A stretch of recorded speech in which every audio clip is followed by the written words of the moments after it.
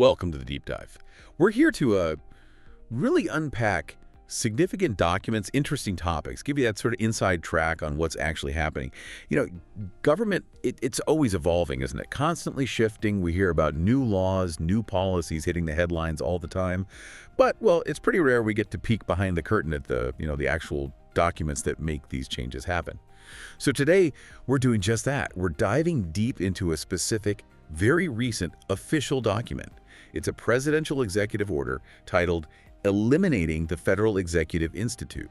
There's a big change, relatively recent, and we really want to explore it for you.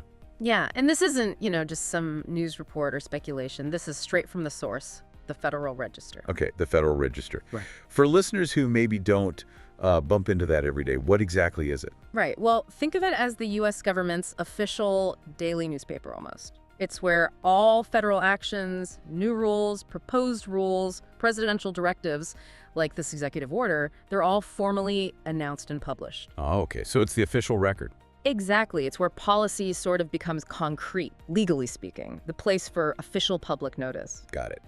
So our mission today, then, it's not just to say what this order says. No, not at all. We want to really unpack the why. Why was it issued?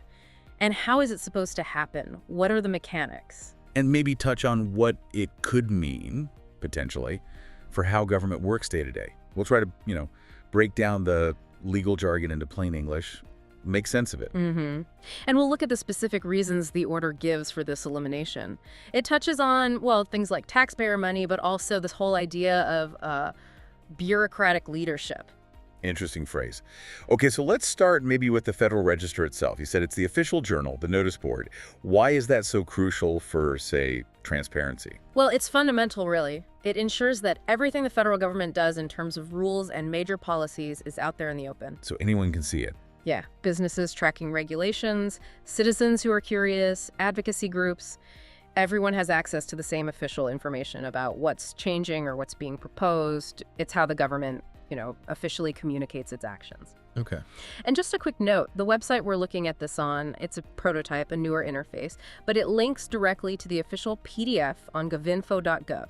So the format might look modern, but the content is absolutely the official, legally binding record. Good to know. So it's the definitive source where the legal rubber meets the road, so to speak. Exactly. All right, let's get into the heart of it then. Executive Order 14207. What are the key facts? Okay, so Executive Order 14207, the title is Eliminating the Federal Executive Institute.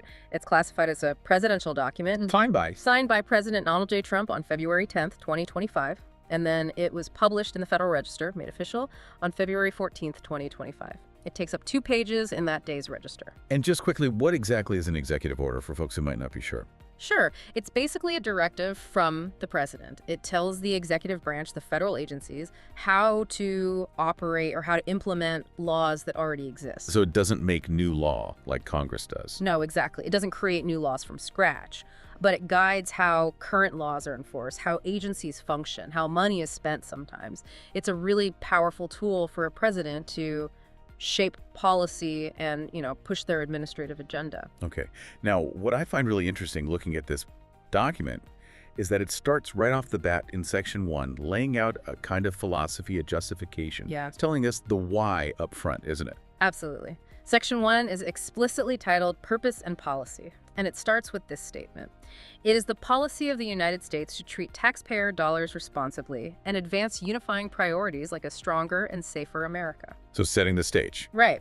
It immediately frames the action within those values, and then it gets more specific about the administration's policy. Well, it states the policy is to eliminate, to the greatest extent permitted by law, executive departments and agencies and programs that do not directly benefit the American people or further our nation's interests. Wow, that's pretty direct. It is. It's a very clear statement of intent. It signals this focus on trimming programs that, from this administration's viewpoint, aren't seen as providing direct value or serving core national interests. That really connects to debates we hear all the time about government efficiency, accountability. Like, many of us think about this in our own lives, right? Managing a family budget or maybe running a small business. You're always asking, is this expense worth it? What's the return? This section seems to apply that same logic nationally. That's a good way to put it. It frames the existence of government programs through that lens of direct benefit to the taxpayer versus perhaps institutional inertia. Okay, so that's the broad philosophy. Yes. Now let's narrow in on the specific target. The Federal Executive Institute, the FEI. What was it? Why is it the one being eliminated under this order? Right. So the FEI, the Federal Executive Institute, it actually has quite a long history. It goes back over 50 years. Really? Yeah, established back during LBJ's administration, President Lyndon B. Johnson. And its stated goal, its original mission, was essentially to provide leadership training to bureaucrats, to develop senior leaders in the federal government. Okay, leadership training for top officials. Sounds reasonable on the surface, so why eliminate it? What's the critique in the order? Well, this is where the order gets very pointed. And again, it's important we state this is the viewpoint from the executive order, not our endorsement. Understood. The order argues, and I'm quoting part of it here, that bureaucratic leadership over the past half-century has led to federal policies that enlarge and entrench the Washington, D.C. managerial class. A managerial. Yes, and it continues a development that has not benefited the American family. So the critique is that this leadership training, over time, actually created a kind of insulated elite in Washington, focused more on itself than on the public it serves. You know, that makes me think of an analogy. Like, imagine a big company. They invest heavily in training their managers.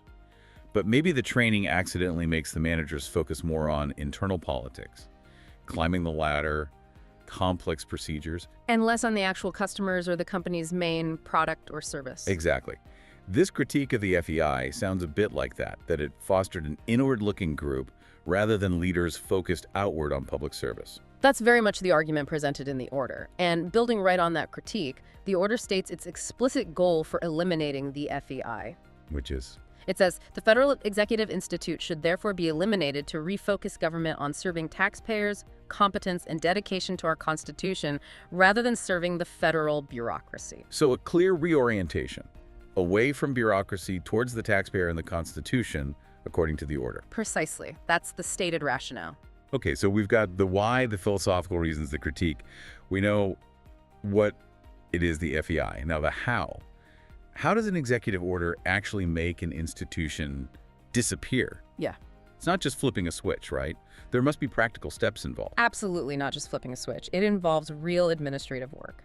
Section 2 of the order, titled Elimination of the Federal Executive Institute, gets into these mechanics. Right. Subsection A is the main directive. It says, the Director of the Office of Personnel Management shall take all necessary steps to eliminate the Federal Executive Institute in accordance with applicable law. OPM. So that's the federal government's HR department, essentially. That's a good way to think of it, yes. The Office of Personnel Management manages the federal workforce. So its director is now officially tasked with the practical job of shutting down the FEI, winding down operations, dealing with staff, assets, contracts, all of that. And crucially, it says, in accordance with applicable law.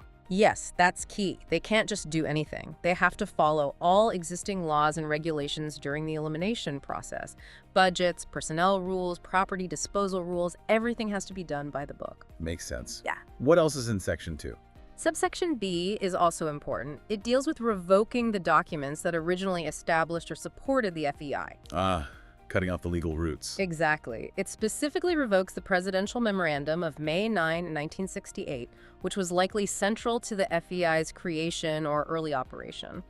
And it also revokes relevant parts of an older executive order, number 11348 from 1967, which dealt broadly with training government employees, but presumably had provisions supporting the FEI. So it's like unwinding history, officially erasing the legal basis for the Institute's existence. That's right. It shows you that changing government structures often means going back and formally undoing previous actions. You see that layered nature of policy. It really highlights the complexity, doesn't it? It's not just one action. It's untangling potentially decades of prior directives and legal foundations. It requires a careful, methodical approach. Okay, now most orders like this have a section at the end, often called general provisions, kind of like the fine print. What does that section 3, tell us here? Are there important limits or clarifications? Yes. Section 3, general provisions, is standard but very important for defining the boundaries. First off, subsection A basically says the order doesn't interfere with the existing legal authority of other agencies. Okay. And, crucially, it doesn't affect the functions of the Director of the Office of Management and Budget, OMB, regarding budgets or legislation. So OMB still controls the purse strings and the legislative process coordination. This order doesn't override that. Standard separation of powers, almost. In a way, yes. It respects existing statutory rules. Then subsection B is critical. It says the order shall be implemented consistent with applicable law and subject to the availability of appropriations. Subject to the availability of appropriations. Money talks, right? Always. It means the OPM director can only take steps to eliminate the FEI if Congress actually provides the funding needed to do so. If the money isn't there for, say, severance packages or contract closeouts, the process could theoretically stall. Implementation depends on funding. So Congress still has a role indirectly through funding. Yes. And finally, there's subsection C. This is pretty standard legal language in executive orders. What does it say? It states that the order is not intended to and does not create any right or benefit enforceable at law or in equity by any party against the United States. Okay, translate that. Basically, it means you or I or some group can't just take this executive order to court and sue the government, claiming the order gives us some new right or benefit that we can enforce.